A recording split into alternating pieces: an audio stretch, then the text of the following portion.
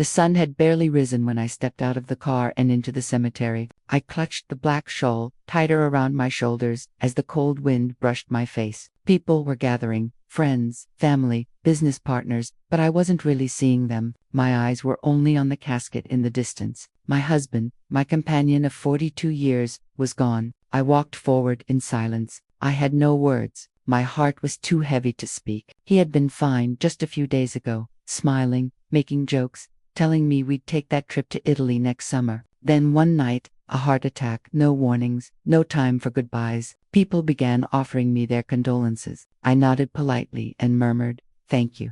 But I wasn't really hearing them. My mind was somewhere else. I kept waiting for him to walk in, smiling like always, but the cold wooden box in front of me kept telling the truth. As I stood beside his casket, something strange happened. My son David walked up to me. I expected him to hug me, maybe offer a few comforting words, but instead he leaned in close enough that no one else could hear, and whispered, "You'll get nothing."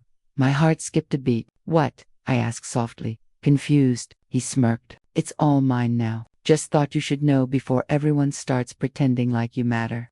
He didn't wait for my reply. He just turned and walked off, shaking hands and smiling like nothing had happened. I was stunned. David had always been ambitious, even a little cold at times, but I never thought he could be this cruel. Not at my husband's funeral, not to his own mother. I sat down on the front row of chairs, trying to process what I just heard. My hands were trembling. My late husband, Michael, had been the kindest man I ever knew. He always told me, "If anything ever happens to me, you'll be taken care of." I promise. But now that promise felt far away. Later that evening, after the guests left and the house fell silent, I heard David talking on the phone. He was laughing. "She looks so lost. She really thinks she'll get anything," he said. Then he added, "Once the will is read, this whole place will be mine. The house, the cars, everything. She'll have to leave soon."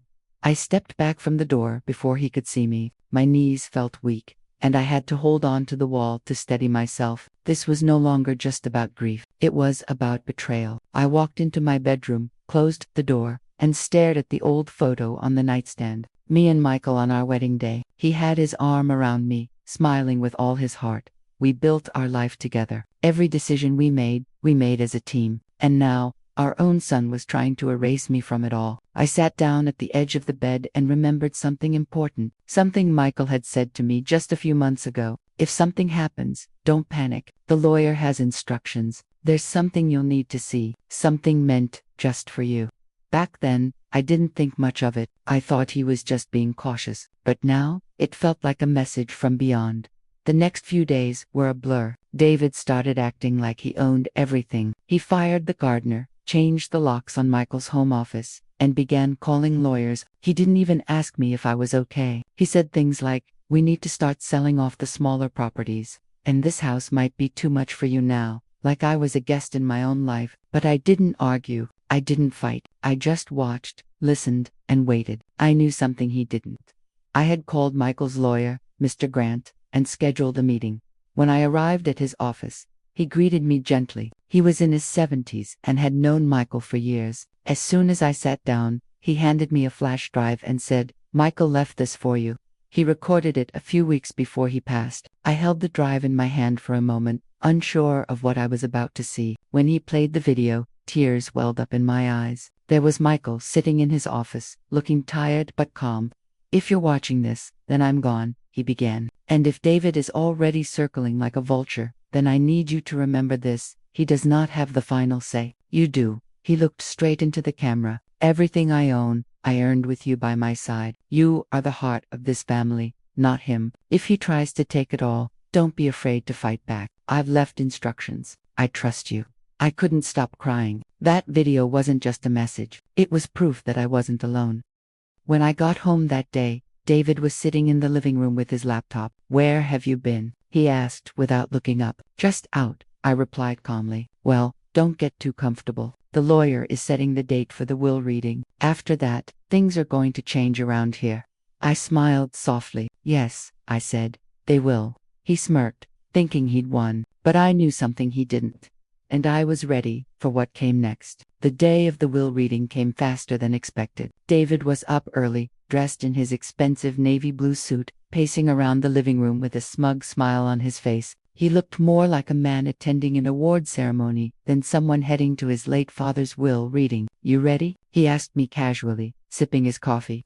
I nodded. Inside, my heart was beating fast, but I kept my face calm. I had practiced this moment. I had watched the video from Michael more than 10 times. Every word of his message stayed with me like armor. On the drive to the lawyer's office, David kept going on about investments, real estate deals, and how he would modernize Dad's portfolio. He didn't once ask how I was feeling. Not once did he say, "Are you okay, Mom?" I stayed quiet, let him talk. He thought I was weak. He thought I had no idea what was coming. But he was wrong. We entered the law office and were greeted by Mr. Grant.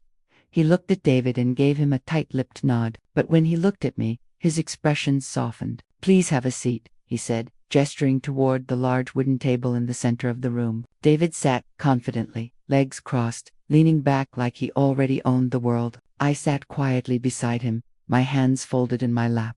Mr. Grant began with the formalities. Then he opened a folder and took a deep breath. As per Michael's instructions, he said, "We will first view a recorded message he left for both of you."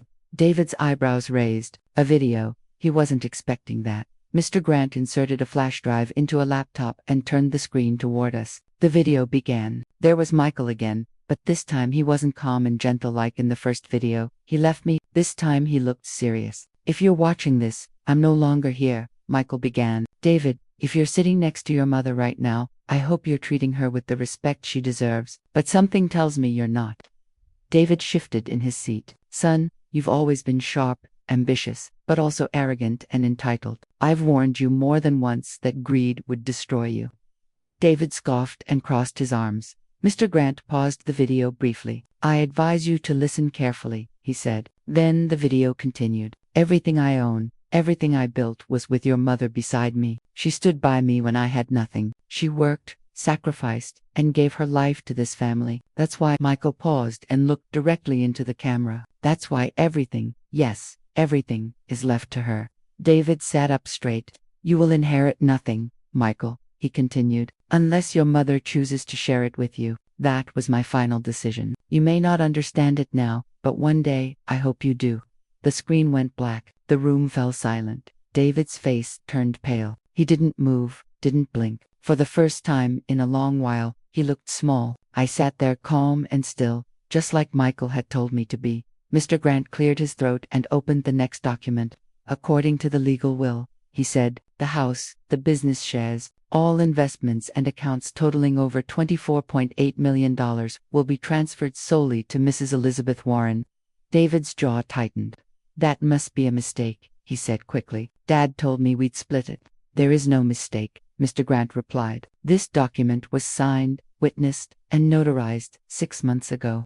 David stood up. He was sick. He didn't know what he was doing. Mr. Grant looked unfazed. Mr. Warren was of sound mind. In fact, he recorded 3 separate confirmations. I have them all, including one audio file where he said, and I quote, "My son has become someone I don't recognize." I looked up at David and finally spoke. "You whispered at his funeral. You'll get nothing. Remember." His face turned red. I continued, voice steady. "Turns out you are but it wasn't me. It's you." David stormed out of the office without another word. The door slammed shut behind him, but I didn't flinch. Mr. Grant turned to me and gave a slight nod. "Your husband was a smart man," he said. "Yes," I replied, "and he knew who truly stood by him." That evening, I sat on the back porch watching the sun go down. For the first time in days, the house was quiet again. Not cold or lonely, just peaceful. I thought about Michael, about how he had protected me, even after death. I missed him terribly, but I felt something else now, too. Strength. He had trusted me with his legacy, and I wouldn't waste that. From that day forward, I knew one thing for sure. I would never let anyone silence me again. The drive home from the lawyer's office was silent, not because David was in the car he had stormed off on foot, furious and humiliated, but because I needed that silence. I needed a moment to breathe, to feel the weight of everything that had happened. I had just inherited everything my husband had worked for. I had been handed power, not just over money, but over the truth. And yet, it didn't feel like victory. It felt like responsibility. Back at home, I unlocked the door and stepped into the house. The same house where I had raised David, where he took his first steps, where Michael and I laughed, argued, danced in the kitchen, where we built a life, and now it all felt different, heavy with memory. I walked to the study and sat down at Michael's old desk. The surface was polished, untouched since his passing. I opened the drawer where he used to keep his reading glasses and found a small folded piece of paper. My name was written on the outside. I opened it slowly. Liz, if you find this before the will is read, then I trust you already know what I did. I didn't leave this money to you just because you're my wife. I left it because you were my strength. You never asked for anything, but you gave me everything. Take care of yourself. And if David ever truly changes, forgive him, but only if he earns it. Love you always, Michael. My eyes filled with tears. I didn't cry loudly, just quietly, letting them fall one by one onto the paper like tiny pieces of grief I had finally let go. The next morning, I woke up early and made myself tea. I sat by the window thinking he wouldn't show up, but around 9 a.m., the bell rang. It was David. He looked different. His eyes weren't full of anger now, just confusion, maybe even guilt. He stood at the door, hands in his pockets. I need to talk, he said. I didn't invite him in. I walked outside and closed the door behind me. I stood on the porch, arms crossed, waiting. He hesitated. You blindsided me, Mom. I raised an eyebrow. Did I? Or did you blind yourself thinking you could cheat your own mother and no one would stop you? He looked down. I just thought Dad was always so hard on me. I thought this would be his way of finally trusting me. Trust you? I asked. You threatened me at his funeral, David. You said I'd get nothing. You smiled in that lawyer's office like it was your victory lap. His voice rose slightly, because I thought I deserved it. And what exactly did you do to deserve it? I asked. He didn't answer. I took a deep breath and looked him in the eyes. Michael saw through you. He gave you a chance, many of them, but you were too proud to see it. David nodded slowly. So, that's it. I'm cut off. No, I said. His head snapped up. But if you want help, you'll have to rebuild trust from scratch. And that starts with a question. Do you regret what you said, or do you just regret being caught? He didn't answer right away. I regret both, he finally said. It wasn't perfect, but it was honest. For once, the days that followed were quiet. David didn't come back again, and I didn't expect him to. I focused on things I hadn't done in years. I painted again. I went for long walks. I read books without checking my phone every hour, worried about what new thing my son might be plotting behind my back. One morning, while sorting through Michael's files, I found something else, an old folder marked future plans. Inside were property papers, business investment records, and one more surprise, a charity proposal. Michael had wanted to start a foundation in his mother's name. He just never got around to it before he passed. It felt like a sign. I reached out to his old business partner, Richard, and said I wanted to complete what Michael had started. The two of us worked side by side for weeks finalizing the documents, launching the Margaret Hope Foundation, a scholarship fund for underprivileged children. When I spoke at the opening event, I wore a blue dress Michael had always loved. I stood at the podium, heartful, and said, my husband left me a fortune, but he also left me a mission. And this is what legacy really looks like. That night, as I returned home, I saw David's car parked outside. He wasn't at the door this time. He was sitting on the steps. Nice speech, he said. I watched the live stream. I sat down beside him. We didn't speak for a minute. We just sat there in silence, listening to the wind rustle the trees. I was a bad son, he said suddenly. I looked at him but said nothing. I don't want your money anymore, he continued. I just want a chance to be someone Dad would be proud of. It wasn't rehearsed. It wasn't perfect, but it was the first thing he'd said in years that didn't sound like a lie. I nodded. One step at a time, I said. And we sat there together for the first time in a long time, not as enemies, not as a war of generations, but as a mother and son. Weeks passed. The days began to feel lighter, not because I had forgotten everything that happened, but because I had accepted it. Grief doesn't leave you. It just sits beside you more quietly over time. My house was no longer a battlefield. It was finally becoming a home again. I had started volunteering at a local school using the foundation Michael and I established. It gave me purpose. I would sit with young students who reminded me of our early years, struggling, uncertain, full of potential no one had yet tapped into. Sometimes I'd look out the window at recess, seeing kids play and laugh, and I'd smile to myself. Michael would have loved this. David didn't disappear like I expected. He started calling every Sunday, not to ask for anything, just to talk. The first few times were awkward. He'd tell me about his week, the small tech job he'd picked up, or how he started budgeting on his own for the first time in years. I didn't rush to trust him. He knew that, but he kept showing up. One afternoon, he dropped by with a book in hand, one of Michael's old business journals. "I found this in my storage," he said. "Thought you might want it." I held it gently, running my fingers over the worn leather cover. "He used to write in this every morning before breakfast," I said, my voice soft. David nodded. "Yeah, I used to peek into it when I was a kid. I never understood any of it until recently." We sat in silence again, not out of discomfort this time, but because sometimes quiet means understanding. A few days later, I got a call from Mr. Grant. "There's one more thing," he said. Michael had a backup video, something he wanted played a few months after the inheritance was processed, only if you requested it. I hesitated, unsure if I wanted to open that emotional door again, but curiosity and maybe a lingering ache won. I went to the office the next morning. The lights were dimmed, just like before. Mr. Grant inserted the flash drive and pressed play. Michael appeared again. His face was peaceful this time. Not stern, not serious, just warm. "If you're watching this, Liz, then you've made it through the hardest part. I knew our son would test you. I knew grief would try to break you. But I also knew something else. You are stronger than both," he smiled. "We didn't raise David to be perfect, but we raised him to be capable of change. If he's still lost, protect yourself. But if he's come back to you, if there's even a glimpse of the boy we once knew, don't push him away. Help him remember who he used to be." He paused and leaned closer to the camera. "Because forgiveness, Liz, forgiveness, is the only way this family survives without me." I swallowed the lump in my throat. "I'll always love you, and I trust your heart more than anything I left behind."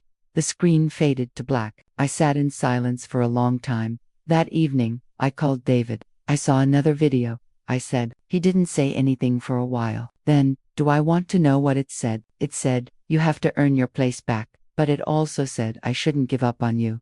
He exhaled. "Then I'll keep trying."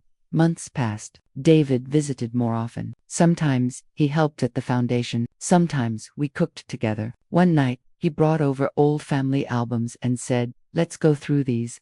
We did. Photo after photo of birthdays, family trips, silly Halloween costumes, and quiet dinners filled the table between us. He laughed at one old picture where he was missing his 2 front teeth. "I look like a chipmunk," he said. "You were my favorite chipmunk," I replied. We both laughed. Then one night, something changed. I came home to find a note on my table along with a small envelope. David had left it there after stopping by to drop off groceries. The note read, *, "I paid off my own debts today, first time in years, and I got offered a full-time role at the company I interned with. I'm not writing to brag. I'm writing because I want you to know I finally get it. I'm sorry for everything and thank you for not giving up on me. *. Inside the envelope was a receipt and a small pin. Michael's favorite one, a silver hawk he used to wear on his lapel. David had found it. He didn't say how, but he gave it back. I held it to my chest, closed my eyes, and whispered, "You were right, Michael. He's still in there."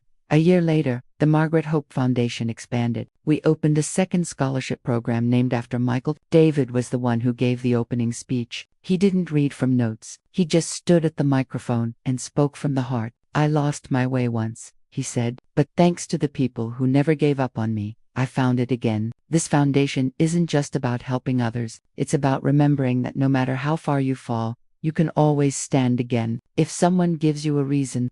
The crowd applauded. I stood in the back, tears in my eyes, holding the Silverhawk pin in my hand. In the end, Michael didn't just leave money. He left lessons, warnings, hope. He gave me the power to protect myself, and he gave David the chance to become someone better. It wasn't a happy ending. It was something better, a real one.